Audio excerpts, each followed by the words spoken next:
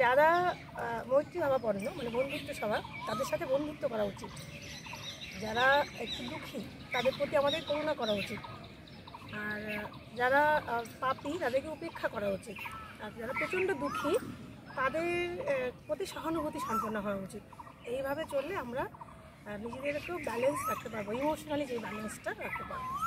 আমরা পাপীদের প্রতি খুব ইনভলভ হবো না, খুব দুঃখীদের প্রতিও খুব ইনভলভ হবো না, কারণ খুব দুঃখী ব্যক্তি আপনাকে দুঃখী করেই দেবে।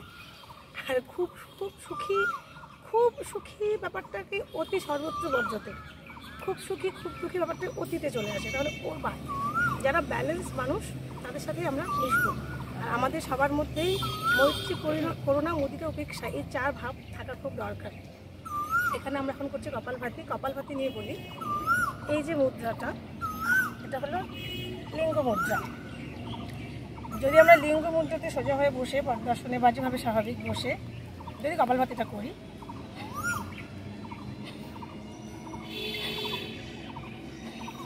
যত সম্ভব এটা টাইট রাখবো ফিঙ্গার্স।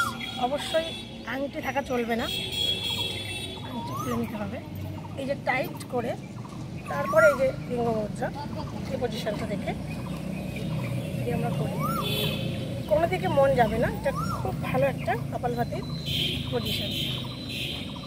এটা যে কোনো প্রাণায়ামই করে যেতে পারে, অনুলোম বিলোমে নয়। কপালভাতিটা বেস্ট। আর আমরা অকারণে এমনি করে বসেও ধ্যান করতে পারি, ধ্যান করলে এটা দারুণ। এটা খুব মনোযোগ সৃষ্টিকারী একটি মুদ্রা, কপালভাতির সঙ্গে এটা খুব যায় অ্যাটাচড। তো এটা করা যেতে পারে মাঝে মাঝে। Thank you.